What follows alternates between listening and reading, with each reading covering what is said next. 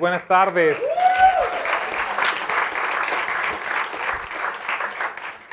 Creo que hemos venido conociendo mucho del corazón del Padre Celestial. Hemos venido aprendiendo lo que Él piensa de nosotros.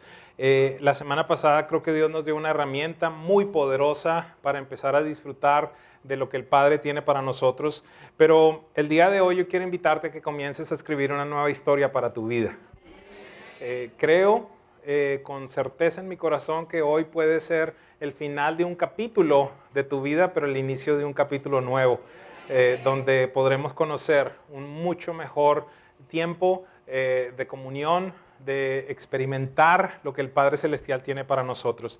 Quiero iniciar la enseñanza del día de hoy compartiendo una historia de la Biblia, pero antes de compartirles esa historia, los que me conocen saben que me gustan mucho las estadísticas y me puse a estudiar respecto a lo que pasa con la Biblia en los Estados Unidos y encontré un número muy interesante. Las estadísticas nos dejan saber que las familias hispanas aquí en los Estados Unidos, el 87% de las familias tienen una Biblia en casa, una Biblia impresa en casa. ¿Qué les parece ese número? 87%. Yo particularmente pienso que de forma especial aquí en los Estados Unidos, quizás el 97-98% de la gente tiene acceso a una Biblia, porque hoy por hoy en las aplicaciones, en los teléfonos inteligentes se puede descargar la Biblia y verdaderamente una gran mayoría de las personas pueden tener acceso a la Biblia. Así que 87% de las familias hispanas tienen una Biblia impresa en casa. Y esa es la estadística que les quiero compartir. Y ahora vamos con una historia. Segunda de Crónicas 34, verso 1 al 28. Y le voy a hablar a los jóvenes de manera especial. Miren lo que dice aquí, muchachos. Josías tenía 8 años cuando ascendió al trono. Para aquellos que piensan que son muy jóvenes para empezar a liderar. Tenía 8 años y reinó en Jerusalén 31 años. Y a pesar de esa edad, mire lo que dice la Biblia respecto a Josías. Josías hizo lo que le agrada al Señor, pues siguió el buen ejemplo de su antepasado David. A mí me impacta mucho la vida de David, porque después de él se convierte en un referente y siempre Dios compara el comportamiento de los reyes con David.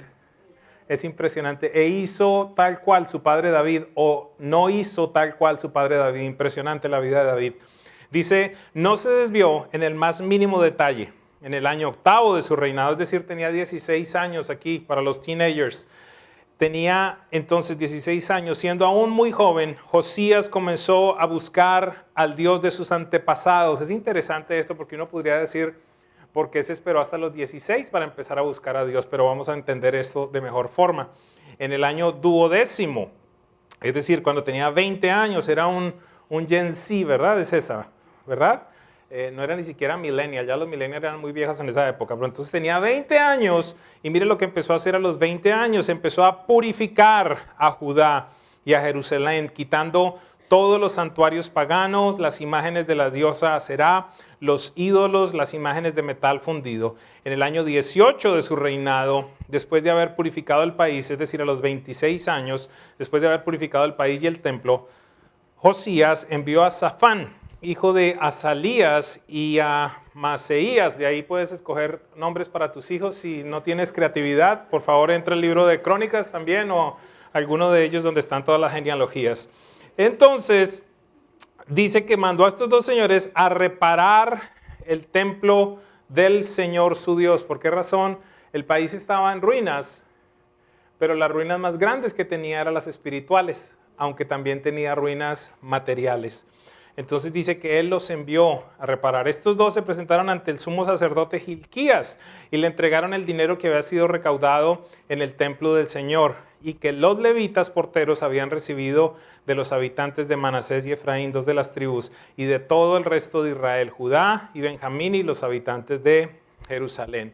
Entonces viene esta gente con los recursos, básicamente estaban haciendo algo similar a lo que nosotros estamos haciendo. La gente estaba trayendo el dinero se estaba llevando y habían personas que estaban encargadas de la renovación del templo.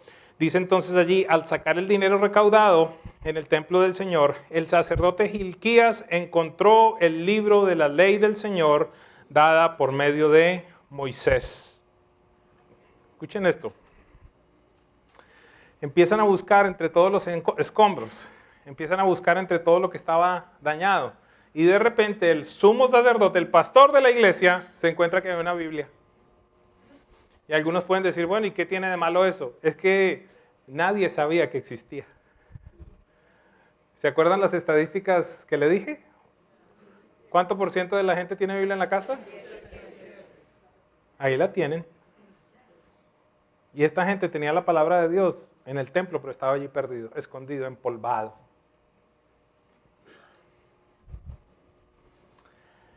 Dice entonces que esta gente regresó a darle reporte al rey y le dijeron, mira, entregamos la plata, empezamos a hacer todo, pero imagínate que cuando estábamos haciendo todo esto, el sumo sacerdote se encontró un libro, aquí te lo traemos.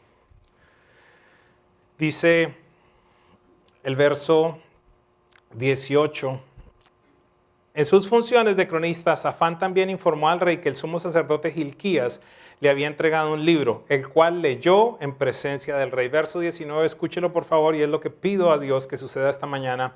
Cuando el rey oyó las palabras de la ley, se rasgó las vestiduras en señal de duelo y dio esta orden a Hilquías y a Alcán, hijo de Safán, a Adón, hijo de Milquías, y al cronista Safán, y a Asías, su ministro personal. Con respecto a lo que dice este libro que se ha encontrado, imagínense, el rey, y estaba haciendo lo bueno delante de Dios, pero no tenía ni idea que la Biblia existía, o por lo menos lo que era la Biblia para ellos. Digo, con respecto a lo que dice este libro que se ha encontrado, vayan a consultar al Señor por mí y por el remanente de Israel y de Judá. Sin duda que la gran ira del Señor se ha derramado contra nosotros porque nuestros antepasados no tuvieron en cuenta sus palabras ni actuaron según lo que está escrito en este libro. ¿Usted se imagina esto? Le pido a Dios que tenga misericordia y que nuestros hijos no tengan que enfrentar algo como esto. Que en determinado momento alguien le dé una Biblia y empiecen a decir, pero ¿cómo mi papá no me enseñó esto? ¿Cómo mi mamá no me enseñó esto? No sé si alguien me sigue. El rey dice que se rasgó las vestiduras. Rasgarse las vestiduras es el arrepentimiento, es la tristeza, es el dolor que le causó una situación como esta. El profeta ora a Dios, el profeta le dice, sí, va a venir destrucción, va a venir calamidad, pero a Josías dile que por haberse arrepentido, yo lo voy a cuidar, lo voy a proteger. En la palabra de Dios encontramos protección. Así que quiero hacer una primera declaración esta mañana para aquellos que toman nota. Y esta declaración es sencilla. De nada sirve tener la Biblia si no la lees. Porque muchos podemos decir, ¿tiene la Biblia? Sí, yo la tengo. Yo la tengo. Entonces quiero compartir con ustedes 3 puntos específicos respecto a la palabra de Dios en esta mañana que van a ser una herramienta fundamental para lo que vamos a vivir. Número 1, debemos tomar la decisión, aquellos que no la han tomado, de aceptar que la palabra de Dios es la verdad. Gracias para los que contestan. Debemos aceptar, abrazar, incorporar la decisión y decir, ¿sabes qué? Yo, a partir de este momento, porque no sé cuál es tu trasfondo, no sé cuál es tu conclusión respecto a la Biblia. Algunas personas pueden pensar que simplemente es un libro de fábulas, de historias más. Muchas personas piensan eso. Muchas personas le dicen a uno, ¿y usted cree que en eso de Jonás? ¿Sí? ¿En serio? Claro. Y yo le pregunto, ¿y tú crees en Jesús? No, en Jesús sí. Y entonces, ¿cómo hacemos para no creer en Jonás cuando Jesús citó la historia de Jonás? Así como Jonás estuvo en el vientre del pez por 3 días, el Hijo del Hombre estará en el vientre de la tierra, pero resucitará. ¿Es verdad? Es verdad. Es la verdad. ¿Por qué es tan trascendente esta declaración que les estoy diciendo de que debemos aceptar que la palabra de Dios es la verdad? Porque los estudios y las estadísticas demuestran que cada vez menos personas creen que la Biblia es la palabra de Dios y en su inerrancia. Ojo, y no les estoy hablando de la gente de afuera de las iglesias, les estoy hablando de la gente en las iglesias. El mejor ejemplo, lo tengo que repetir, muchas personas se aproximan a la Biblia como si fuera el menú de un restaurante. De esto sí, pero sin esto, de esto dame doble, de esto no tanto, esto sí me gusta, esto no me gusta. No puede ser. No puede ser. Necesitamos abrazar, tomar la decisión de que toditica, como dicen por ahí en algunos países, toditica la Biblia es la verdad.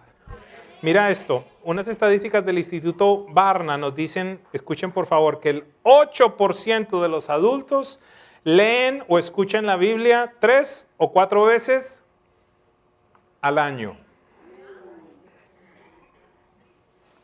6% de los adultos una vez al mes, 8% una vez a la semana, 13% algunas veces a la semana y 14% leen la Biblia todos los días. Sin embargo, esta estadística cambia en los hispanos. Me asustaste. Quien fuera que gritó me asustó. Yo dije, Dios mío, ¿qué pasó? Sin embargo, esta estadística, pero gracias por tu fervor.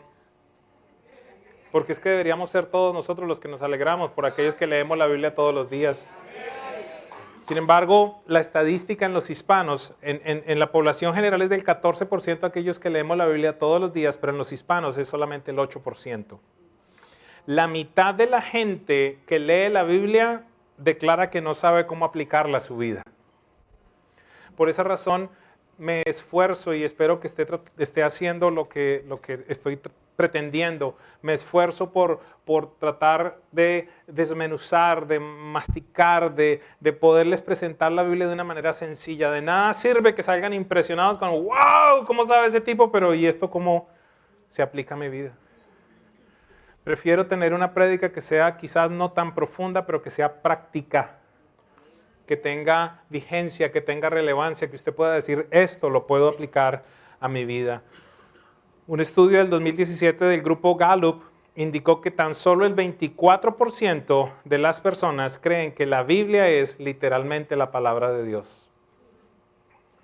Ojo, estamos hablando en la iglesia. Hoy mi invitación es a que tú abraces la verdad o abraces esta decisión de la Biblia es la verdad, la Biblia es la palabra de Dios. ¿Por qué razón? Porque el Salmo 119, 160 dice, la suma de tus palabras es la verdad. Es decir, toda la Biblia es la verdad, es la verdad.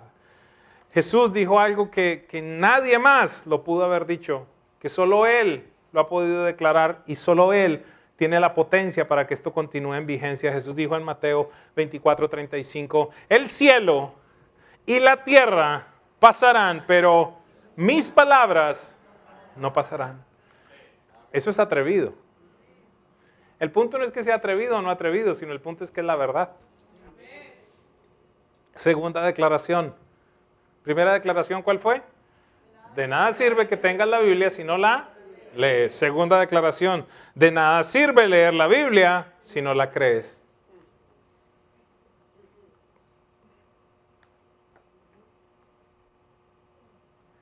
Algunas veces la gente me dice, sí, es que yo sé lo que dice la Biblia, pero hace poco me estaban haciendo una entrevista y me decían, esta pregunta que le voy a hacer, creo que es muy controversial la respuesta, es una pregunta difícil. Me hacen la pregunta y le digo, mira, lo primero que te quiero aclarar es que no es difícil. ¿Por qué? Porque Jesús ya la contestó. Entonces, ¿por qué va a ser difícil contestar respecto al aborto si ya Dios dijo la respuesta? ¿Por qué va a ser difícil contestar respecto al matrimonio homosexual si ya Dios dio la respuesta? ¿Por qué Dios va a hablar? ¿Por qué va a ser difícil contestar respecto a la inmigración, respecto a tantas cosas si ya Dios dijo lo que tocaba hacer? No es difícil. Lo que pasa es que hay pocos que tienen los pantalones para hablarlo. Pero todo creyente debería pararse en la verdad. Porque ya Dios lo dijo. El problema es cuando tú no sabes lo que Dios dijo. ¿Alguien me sigue esta mañana? Regresemos. De nada sirve tener la Biblia si no la lees. De nada sirve leer la Biblia si no la crees. Punto número 2. ¿Qué dice la Biblia de sí misma? Y alguno pudiera decir, no, pero pues tremendo estudio, que la misma Biblia llegue a la conclusión de que es, ¿a dónde más quieres que vaya si la Biblia es la palabra de Dios? La Biblia misma nos va a decir qué es ella, qué hace ella. Entonces, ¿qué dice la Biblia de sí misma? Mira lo que dice. Salmo 12:6 nos dice, las palabras del Señor son puras. Mire, yo no sé si usted puede comprender esto, pero de las cosas que hoy por hoy no son puras, o mejor, pudiera llevarlo de esta manera, ¿qué cosas de las que hoy por hoy leemos o escuchamos son puras? Ya usted no sabe. Los políticos, los ciclistas, los actores, tanta y tanta gente se para diciendo, no, es que esto es así. Recuerdo cuando veía una entrevista de Lance Armstrong, aquel ciclista estadounidense ganador de 7 veces el Tour de Francia, un ídolo mundial, un fenómeno lo llamaban a él porque no había posibilidad que un hombre pudiera tener esa capacidad física. Y lo entrevistaban y el periodista le decía, pero es que usted nunca se ha dopado, usted nunca ha tomado ningún tipo de sustancias para rendir más. Y el hombre se molestaba, se ponía rojo, pero ¿cómo se le ocurre esto y aquello? ¡Bravo! Para entonces después encontrar toda la verdad. Que evidentemente durante todas las competencias sí se había dopado, sí había tomado medicamentos específicos para rendir más. Pero sin embargo se ofendía, sin embargo estaba molesto porque estaban dudando de su capacidad. Pero la realidad, ¿cuál era? Que sí lo había hecho. ¿Qué pudiéramos hablar de las noticias? O aquellos de ustedes que creen más lo que dice Facebook que lo que dice la Biblia. Porque algunos de ustedes deciden comportarse por lo que sale en un video. Ahora tomo café, el café es buenísimo para esto. Ahora no, el café mata. Y entonces en un día están con café, el otro día están sin café, un día toman agua, el otro día toman agua con lo que sea. ¿Por qué razón? Porque se ríen. ¿Es cierto o no es cierto? Y la palabra de Dios dice que es pura.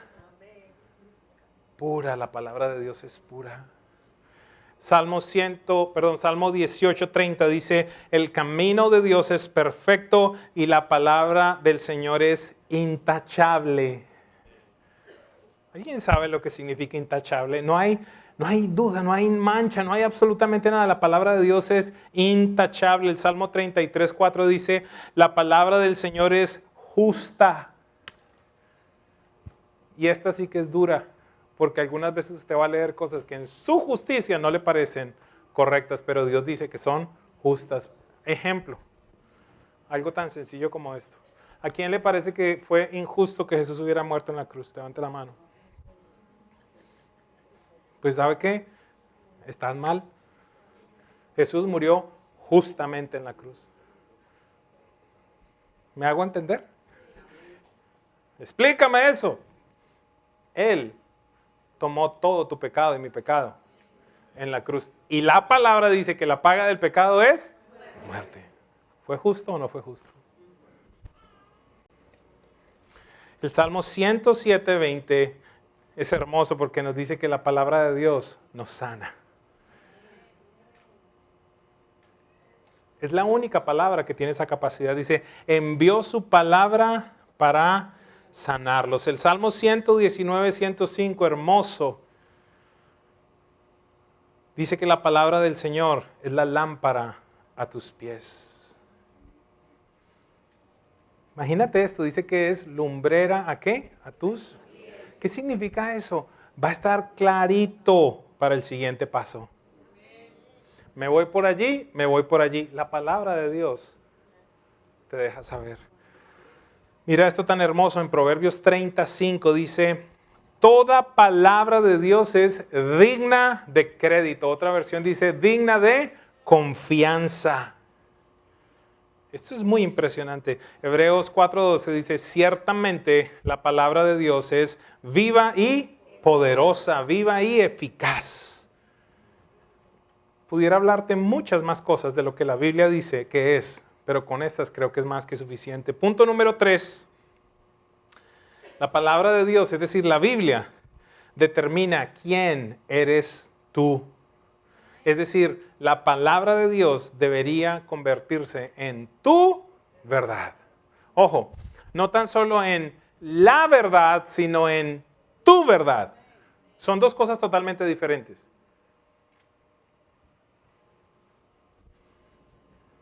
Te voy a poner un ejemplo súper sencillo. La palabra de Dios dice que no debemos o que no deben los solteros fornicar, que no deben tener sexo antes del matrimonio. Eso es lo que dice la Biblia. Entonces esa es la verdad. Pero tú dices, sí, pero es que tengo que conocerlo antes de casarme. Y el problema es que ya has conocido como a 18. Y el día que te cases se van a meter 19, o sea, los 18 que conociste tú y todos los del otro o la otra. Entonces una cosa es que la palabra de Dios sea la verdad y otra cosa es que sea tu verdad. Y a eso es a lo que los estoy invitando con el punto número 3. Que la palabra de Dios se convierta en tu verdad, no tan solo en la verdad. Tu vida y mi vida están representadas por este recipiente. Y ese líquido verde está tratando de mostrar lo que hay en nuestra mente. Y evidentemente no es puro, ¿verdad? Se nota que no es puro. ¿Qué representa eso?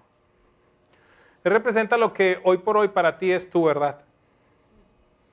Porque la Biblia puede decir algo, pero la pregunta es si es tu verdad. Los dolores, el rechazo, el abandono, las infidelidades, las traiciones, las quiebras, los engaños, todo eso se van convirtiendo en tu verdad con el paso del tiempo.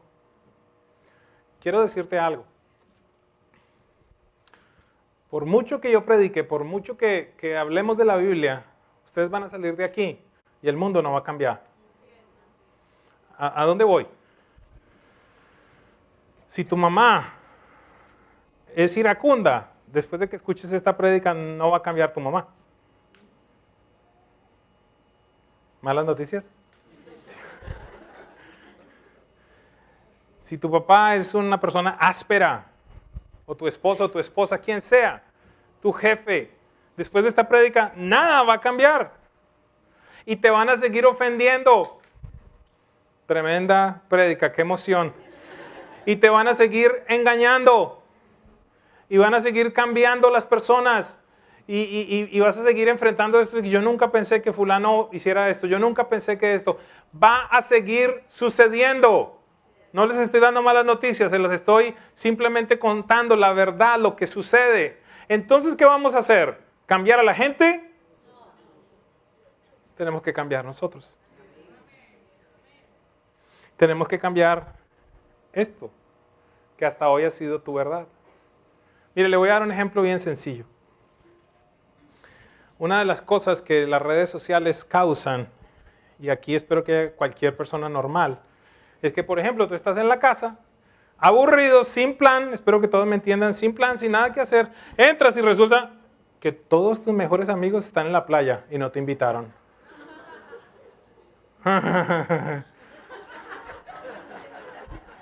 Ay, fulano, el cumpleaños de fulano y no me invitaron.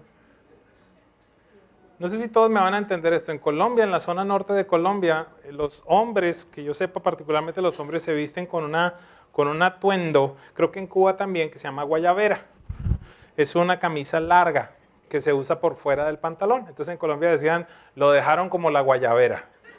¿Qué significa eso? Lo dejaron por fuera, no lo invitaron. Y seamos claros, uno en ese momento no dice, debe ser que mi teléfono estaba apagado cuando me llamaron. Seguramente intentaron todos, pero no me encontraron. No, ¿qué es lo que uno dice? Desgraciados, estos me dejaron por fuera, mire. Y yo que fui al cumpleaños, y yo que esto, y yo que aquello. ¿Hay algún ser humano normal en este lugar? O si no, con el pastor.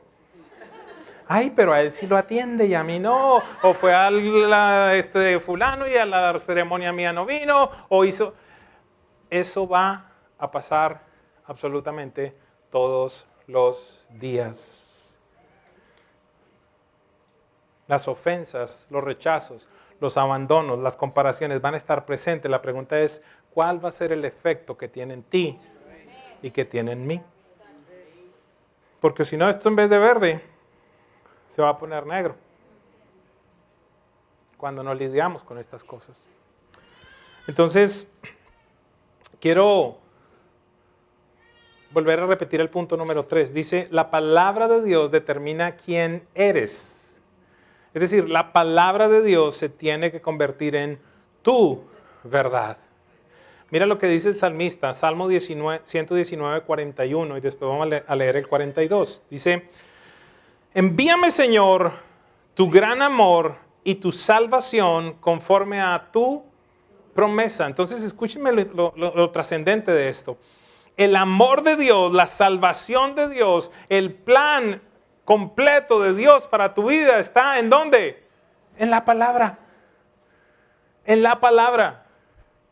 No está en las prédicas del pastor Edwin. No está en las prédicas de ningún pastor, aunque predicamos la palabra. Es decir, si predicamos la palabra, las podrás encontrar allí, pero verdaderamente no están en mí, están en la palabra. Y entonces el salmista dice, envíame, Señor, tu gran amor, envíame tu salvación conforme a tu promesa, conforme a tu palabra. Necesito sentirme amado, Señor. Necesito entonces que tu palabra venga a mí. Necesito sentir la salvación, tu palabra debe venir a mí. Y entonces mire aquí, porque el salmista nos da la clave para no vivir sintiéndote abandonado, rechazado, menospreciado y todos los que terminan en ado. Mire lo que dice. Así responderé a quien me desprecie, porque yo confío en tu palabra. El desprecio va a estar presente en tu vida y en la mía. Y al desprecio ponle la palabra que quieras. Abandono, rechazo, celos, robo, ofensas, traiciones, engaños, lo que sea. Y el salmista dice aquí, voy a responder al que me ofende con tu palabra. No sé si hay alguien que pueda dimensionar en este día la trascendencia de lo que estamos hablando. ¿Qué dice la palabra de Dios de ti? Y por favor saque su teléfono, saque sus notas. ¿Por qué razón? Ayúdeme a alguien aquí antes de seguir. Necesito gente sincera, que me deje saber cuáles son los pensamientos que muchas veces rondan su vida. Alguien ayúdeme respecto a esto. Por ejemplo, ¿quién se ha sentido guayabera? Mira, ahí sí levanta la mano. ¿Quién se ha sentido que lo han dejado por fuera? Ayúdenme a alguien más. ¿Qué más? ¿Qué otro pensamiento? Ayúdenme. Levanten la manito. ¿Algún cristiano normal? Que no vas a ser capaz de hacer algo. Que no sirvo. Worthless, ¿verdad? No, que no vas a poder salir. Frustrado. Perdóneme. Pero levante la mano, por favor. Nati. Wow, que puedo ser reemplazado. Que ya pasó mi tiempo, que ya para mí no hay chance. Wow, sentirme que no soy amado. Colosenses 3:12. Romanos 1:7. Segunda de Tesalonicenses 1:4. Estoy tratando de ir despacio. Jeremías 31:3. Te dice que eres amado.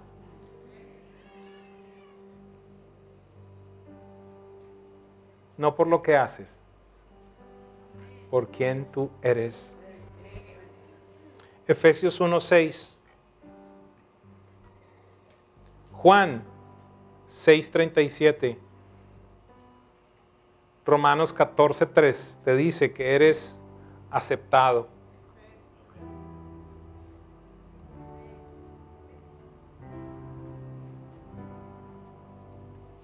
Yo siento que las palabras están penetrando corazones de personas esta mañana. Efesios 1:7, Colosenses 1:14, Primera de Juan 1:9, Primera de Juan 2:12 te dice que tú eres perdonado.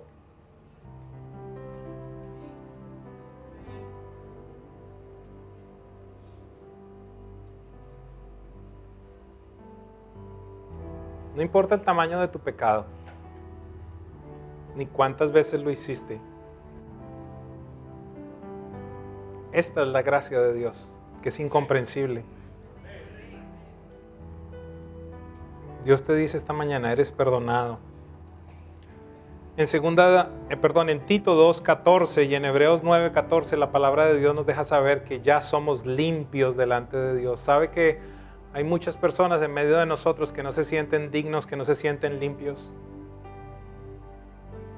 Que no se sienten que son dignos de venir delante de Dios. A veces me encuentro con ciertas personas que yo entiendo el amor de la gente, pero es como si pensaran que yo soy de otro planeta. Es que usted está más cerca de Dios. Dios a usted lo escucha más. Usted conoce más a Dios. Quizás puede que conozca un poquito más a Dios por mi relación con Él, pero todos hemos sido lavados con la misma sangre.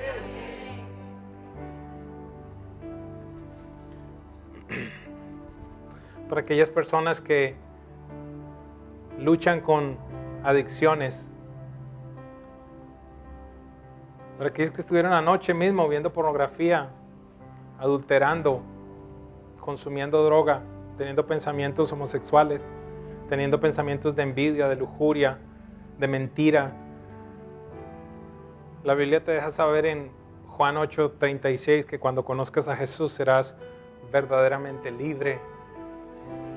La Biblia te dice en Gálatas 5:1, en Romanos 8:1 y de nuevo en Juan 8:36 que eres libre, que has sido libertado en pasado. Pero si tu verdad es más grande que esa, si tu verdad es yo soy un adicto, yo de esto no voy a salir, esto es más grande que mí, esto es más grande que mis fuerzas. Si tú no contrarrestas, si tú no confrontas eso que tú piensas frente a lo que la Biblia dice de ti, permanecerás con tu mente cautiva. La palabra de Dios, a pesar de lo que tú pienses de ti mismo y lo que yo piense de mí, nos llama santos. Si el apóstol Pablo escribiera una carta en esta época, sonaría algo como esto. Pablo, apóstol de Jesucristo, a los santos que se congregan en el Doral, en la iglesia Presencia Viva. San Daniel, imagínate eso. San Giovanni, eso suena más como, de pronto por lo italiano. San Edmundo suena raro. Suena, no estoy diciendo que sea pecador.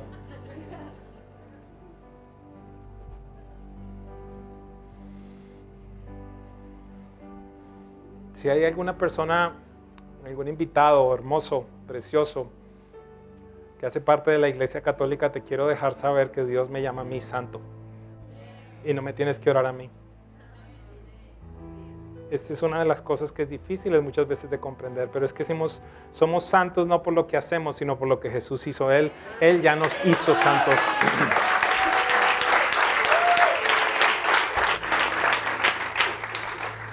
Primera de Juan 5:4, Apocalipsis 21:7, Romanos 8:37, dice la Biblia que tú y yo somos victoriosos. Tu tiempo no ha pasado, Mónica. Los mejores días, para un creyente, los mejores días siempre están al frente. Porque las misericordias de Dios son nuevas cada mañana. Este es impresionante, solo escogí uno porque es uno de los versículos preferidos. Gálatas 3:9 dice que tú y yo hemos sido bendecidos con toda bendición.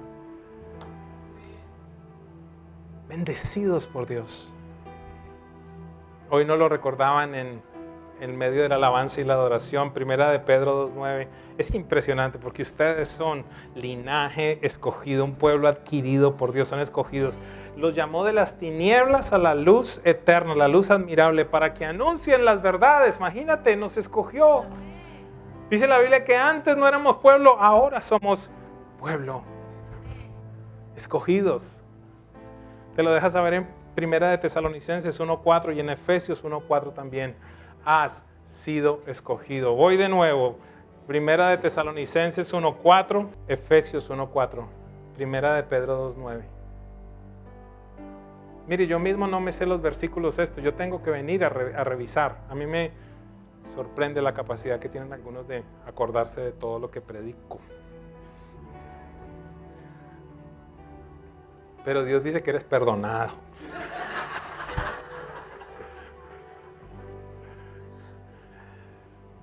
Tercera declaración.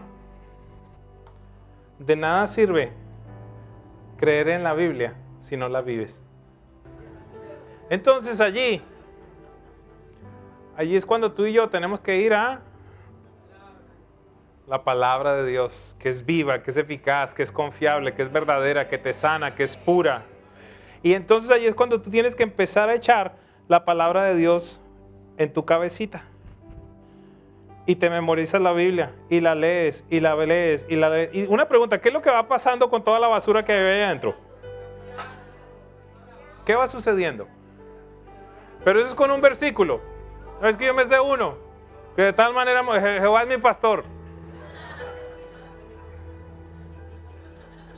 Sí, como decía un pastor, el Salmo 119:11 dice: en mi corazón he guardado tus dichos para no pecar contra ti, he guardado tus palabras. Pero hay algunos de ustedes que no pueden memorizar ese versículo, sino en mi corazón he guardado tu dicho, porque solo se sabe un versículo.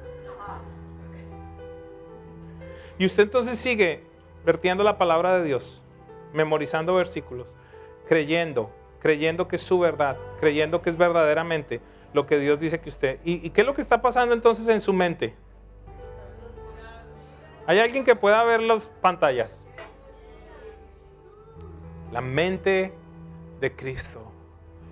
La palabra de Dios es la que dice quién tú eres. Y el día de hoy te dije que tú eres amado, elegido, perdonado, aceptado por Dios. Permítame decirlo de esta manera. Es como si tú te pusieras una, no sé si todos entienden esta palabra, vaselina. ¿Sí la entienden? Como grasa. Alguien ayúdeme, ¿qué más? ¿Qué otra cosa puedo? Un lubricante, gracias. Como aceite, grasa, como si te bañaras en grasa. Solo es un ejemplo, te bañaras en grasa. Y resulta que vienen y te dicen lo mismo, pero ya te resbala.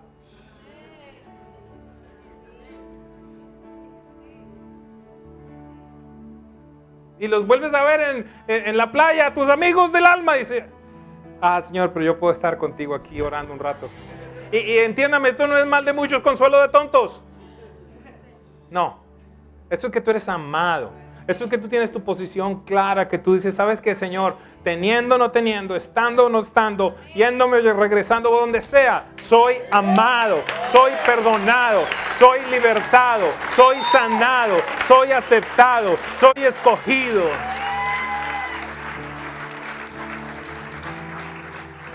Y la mente de Cristo se empieza a formar en ti. Ojo, esto no es sencillo, no es rápido.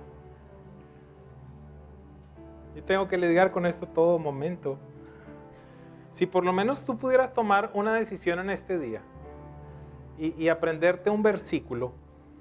Uno, el Salmo 119:11 dice lo siguiente: en mi corazón, y el corazón está acá, ¿ok? Tu mente, corazón, no el músculo, corazón. En mi corazón he guardado tus palabras para no pecar contra ti. Le voy a explicar qué significa ese versículo. ¿En dónde está entonces almacenada la palabra de Dios según el salmista, o en dónde debe estar? Ok, entonces escuche lo que dice: en mi corazón he guardado tus palabras para no pecar contra ti. ¿Cuándo pecas contra Dios? Escúcheme, yo voy a contestar, ustedes no. ¿Cuándo pecas contra Dios? Cuando viene alguien entonces y te dice: ¿sabes qué? Que tú no vales nada. Y entonces tú dices: es cierto, no valgo nada. Allí pecas contra Dios. ¿Por qué razón? Porque en tu corazón no hay una palabra que contrarresque y que dices que tú eres el amado de Dios, que tú eres su tesoro escogido, que con amor eterno te ha amado. No sé si hay alguien que me siga. Entonces vienen y me ofenden y me dicen no valgo nada. Y entonces yo lo abrazo, lo creo y vivo pensando que no valgo nada. Peco contra Dios porque le digo, ¿sabes qué? Tú eres un mentiroso. La verdad la tiene fulano que me ofendió. Allí tú pecas contra Dios. La pregunta entonces es si hay suficiente palabra de Dios en nuestro corazón para no pecar contra Él cada vez que tú y yo recibimos una ofensa.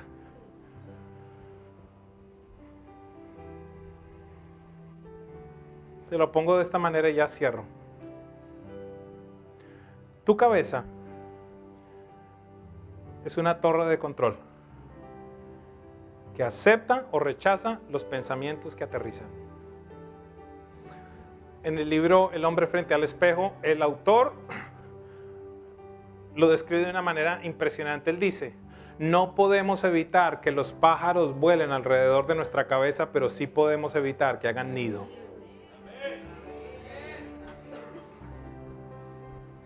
Evita que el nido de la mentira se forme en tu cabeza.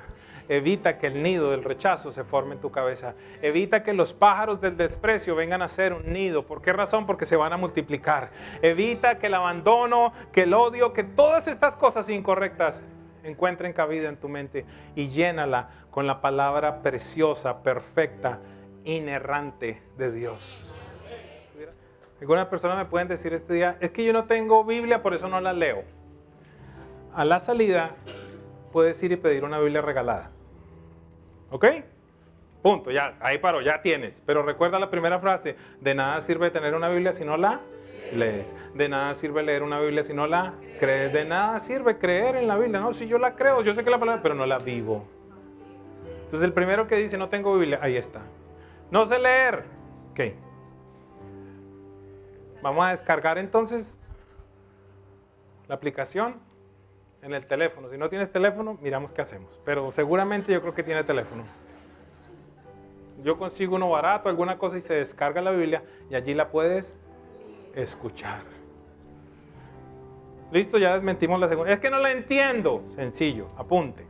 Aquellos que leen español y que me dicen es que no entiendo la Biblia, vaya y compre una Biblia que se llama Biblia de traducción en lenguaje actual, o la nueva traducción viviente, o la Biblia Dios habla hoy, la va a comprender. Pues ya tiene que ser, eso ya es un espíritu inmundo que se llama brutonio. Eso toca, ¿ok? Es que no tengo tiempo, en serio. ¿Qué te parece si reemplazas 1/3 de lo que te metes en las redes sociales por leer la Biblia? 1/3. ¿Qué te parece entonces? Si ninguna de esas te sirve, entonces tú dices, sabes que voy a hacer una inversión y voy a comprar la Biblia. Si tu carro es anterior, entonces en CD para que la escuches. No, tampoco me sirve eso. Métase a YouTube. O sea, ¿qué más? Nada de eso le sirve. Usted me llama y le mando a alguien para que se la lea.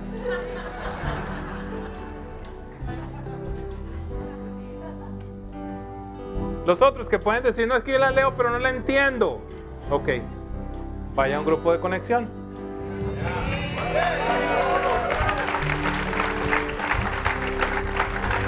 Es que en ninguno de los horarios que tiene sirve. Consiga un creyente que sea menos ignorante que usted. Le va a enseñar.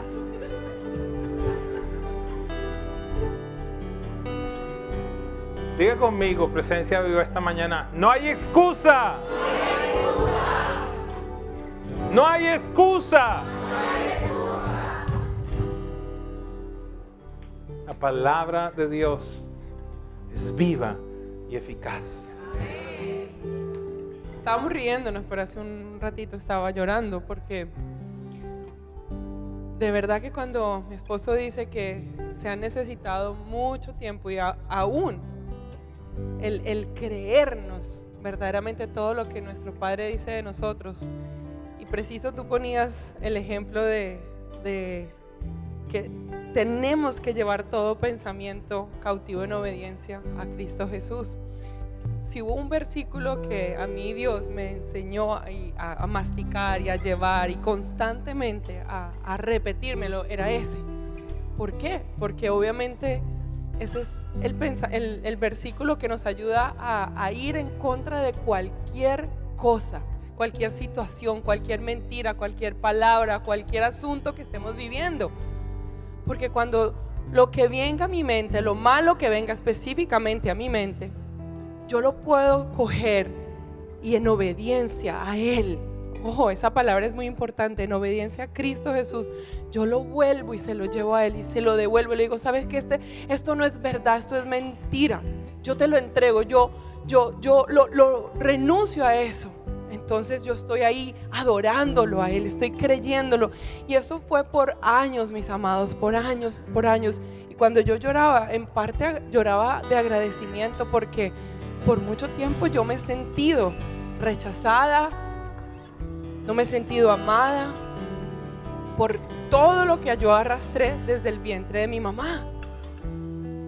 Y sin embargo, aunque han pasado los años, aunque he escuchado de Él personalmente que me ama, que soy especial, por ejemplo, no sé cómo se pudo haber sentido ahorita Jaime, pero yo sentía que no solo era para Jaime, era para todo aquel que pudiera escuchar y que necesitara: te amo, hijo, te amo, eres amado, eres especial.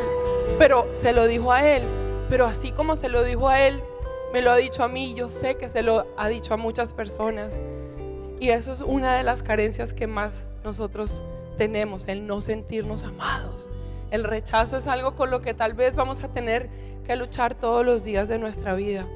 Pero si nos arrepentimos de eso que hemos creído, no creer en su palabra, qué hermoso que se reflejaba es Jesús. Entre más nos llenamos de su palabra, más se va a ver Jesús en nosotros. Entre más nos llenamos de su palabra, menos cantaletosas las mujeres, menos celosas, menos peleones, menos borrachos, no sé, lo que sea. Entre más nos llenemos de Él, llenémonos de su palabra. Porque algo dijiste, no sé si fue en esta reunión, en la anterior: nuestros hijos y nuestros nietos merecen padres y abuelos sanos, generaciones sanas. Vamos a dejar esta generación, vamos a dejarle un legado de sanidad.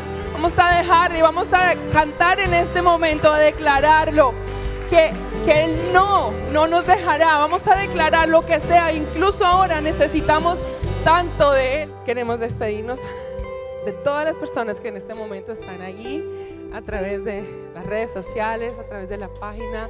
Una vez más, decirles que son muy amados, que son muy importantes.